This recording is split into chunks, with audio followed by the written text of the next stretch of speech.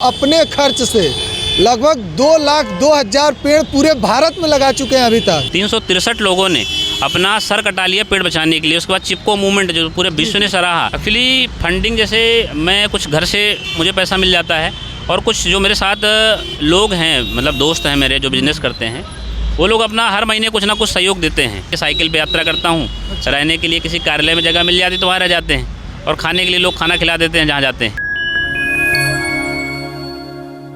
नमस्कार, मेरा नाम हिमांशु है। आप बिहारी करेजा देख रहे हैं। देखिए, इस वक्त हम पटना के इनकम टैक्स गोलंबर पे हैं और हमारे साथ सुंदरम तिवारी जी हैं, जिन्होंने इन्वायरमेंट को सही रखने के लिए अपने खर्च से लगभग 2,02,000 पेड़ पूरे भारत में लगा चुके हैं अभी तक। और हमारे साथ है, आइए हम इससे आगे बातचीत करेंगे कि आखिरकार एक तरफ जहाँ गाड़ियों की इतनी संख्या है, पॉल्यूशन है, लोग गंदगी पर ज़्यादा ध्यान दे रहे हैं, पॉल्यूशन फैलाने पर एक तरफ समाज सेवा कर रहे हैं। आखिर इनके मन में क्या विचार है, आगे इनका क्या मुहिम है, क्या सोच है, इस पर हम बात करेंगे।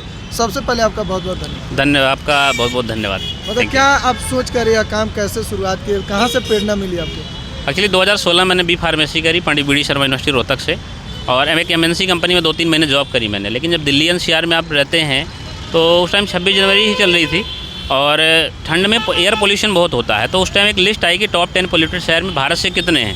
टॉप 10 पोल्यूटेड शहर में भारत से 8 शहर हैं, टॉप 50 में 33 शहर हैं। तो मुझे देख के बड़ा अजीब भी लगा और शर्म भी आई कि हम उस देश में रहते हैं जहाँ पे माँ अमृता देवी सन 1787 ईस्वी में 363 लोगों ने अपना सर कटा लिया पेड़ बचाने के लिए। उसके बाद चिपको मूवमेंट जो पूरे विश्व ने सराहा और बहुत सारे हमारे यहाँ पे कार्यकर्ता, सामाजिक कार्यकर्ता हुए। उसके बाद भी हमारे देश की स्थिति इतना चिंताजनक क्यों है, तो उसको लेकर मेरे मन में एक विचार आया। फिर धीरे धीरे काम करना शुरू किया, फिर पूरे देश की यात्रा करना और लोगों को ज़्यादा से ज़्यादा इस विषय में जोड़ना और स्कूल, कॉलेज, यूनिवर्सिटी में जाकर उनको बताना उस पर्यावरण के बारे में। तो इस तरह से मुहिम शुरू हुई। अच्छा, पेड़ लगाते कहाँ हैं आप? मैं पेड़ स्कूल में लगाता हूँ, कॉलेज में लगाता हूँ। एक्चुअली क्या होता है, जैसे कि अब सरकार में क्या होता है, जैसे सरकार का मुझे जहाँ तक जानकारी सर्वाइविंग रेट 40% है। 100 पेड़ लगाते हैं, उनके 60 पेड़ सूख जाते हैं। लेकिन वो रोड के किनारे लगाएंगे तो आप उसका देखभाल नहीं कर पाएंगे। जब बच्चों के पास जाके लगाएंगे स्कूल में, तो बच्चों को उन पेड़ के बारे में भी बता सकते हैं कि हमारा स्टेट का पेड़ कौन सा है, स्टेट बर्ड कौन सा है। तो स्कूलों, कॉलेज और यूनिवर्सिटी और गौशाला के आसपास पेड़ लगाता हूँ। अच्छा, इस पेड़ के पीछे जो आप जाहिर सी बात है रुपया लगाते हैं, इसका फंडिंग कहाँ से करते हैं? एक्चुअली फंडिंग जैसे मैं कुछ घर से मुझे पैसा मिल जाता है और कुछ जो मेरे साथ लोग हैं, मतलब दोस्त हैं मेरे जो बिजनेस करते हैं, वो लोग अपना हर महीने कुछ ना कुछ सहयोग देते हैं और उस तरह से मेरा खर्च चलता है। और मेरा कोई विशेष खर्च नहीं है। साइकिल पे यात्रा करता हूँ, रहने के लिए किसी कार्यालय में जगह मिल जाती तो वहाँ रह जाते हैं और खाने के लिए लोग खाना खिला देते हैं जहाँ जाते हैं। इतने राज्यों में आप पेड़ लगा चुके हैं, जाहिर सी बात है पूरे भारत में, किसी भी राज्य के मुख्यमंत्री की तरफ से आपको सहयोग राशि दिया गया है कि नहीं? नहीं, मुख्यमंत्री की तरफ से सहयोग राशि किसी भी सरकार की तरफ से नहीं मिला है। लगभग मैं जिस राज्य में जाता हूँ लगभग सभी मुख्यमंत्रियों से मिलना होता है मेरा, और फॉरेस्ट मिनिस्टर से मिलना होता है। जब बिहार में आया, माननीय तेज प्रताप जी के आवास पे मिलना, और जो फॉरेस्ट के बड़े अधिकारी हैं PCCF और होप, इनसे भी मिलना हुआ। मैं किसी धन की भी अपेक्षा नहीं करता, लेकिन मैं क्या बातचीत हुआ है तेज प्रताप यादव जी से मिलकर? तेज प्रताप यादव जी को मैंने अपने विषय के बारे में बताया कि ऐसे ऐसे एक मूवमेंट कर रहा हूँ मैं स्कूल, कॉलेज और गांव में जाके, जो अपना एग्रो फॉरेस्ट्री है बेसिकली जो हम काम कर रहे हैं, जो सरकार का विषय वो गाँव समाज तक पहुँचे, समाज के लोगों को लाभ मिले, उसको लेकर काम कर रहा हूँ। तो माननीय तेज प्रताप जी ने कहा ठीक है, अच्छा काम कर रहे हैं, जो हमारे लायक होगा बताइएगा। इतनी ज़्यादा उनसे चर्चा नहीं हुई, 2-3 मिनट का भेंट थी मेरी उनकी आवाज़ पर, तो इसको इतनी थोड़ी सी चर्चा हुई हमारी। आगे आपको क्या लग रहा है, कब तक यह काम कीजिएगा?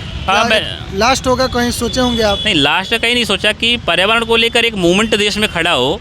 आप गांधी मैदान से भी मैं आया, वहाँ पे खड़ा था, तो गांधी मैदान में आप लोग मीडिया में देखते होंगे रोज़ कुछ ना कुछ प्रोटेस्ट होता है, राजनीति को लेकर, चक्का जाम, ये जाम। लेकिन भारत में जो पहले मूवमेंट होते थे पर्यावरण को लेकर, आज एक भी मूवमेंट आप बताइए आपने कभी कवर किया हो तो?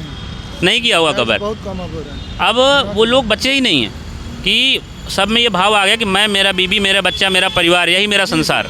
तो समाज में बिसर जाए ऐसे मूवमेंट पूरे जीवन करने का उद्देश्य है कि पूरे जीवन ऐसे निरंतर ही पर्यावरण के प्रति कार्य करना है। कहीं ना कहीं जुनून है, इसीलिए आप यह काम कर रहे हैं। बिल्कुल, ज़्यादातर जैसे आपने पूछा, ज़्यादातर लोग पूछते हैं आपको क्या फ़ायदा है, तो कुछ फ़ायदा नहीं है।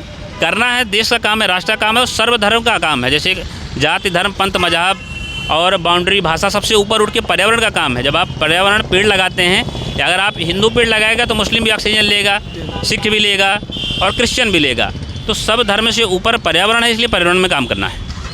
चलिए ठीक। एक बार आप इन बैनर को दिखाइए, देखें इस पर क्या लिखा हुआ है। Save environment, save earth. तो आप सुंदरम जी को सुन रहे थे। देखिए, किसी भी काम करने का जज्बा होता है तभी इंसान वह काम करता है। जाहिर सी बात है, जब किसी भी तरह का फंडिंग नहीं है और अपने रुपए से, अपने खर्च से पूरे भारत में घूम कर यह काम कर रहे हैं, तो यह एक जुनूनी इंसान ही कर सकता है। आपकी क्या सोच है इनके बारे में कमेंट बॉक्स में हमें ज़रूर बताइएगा। तब तक के लिए आप बिहारी कलेजा पर बने रहें। धन्यवाद।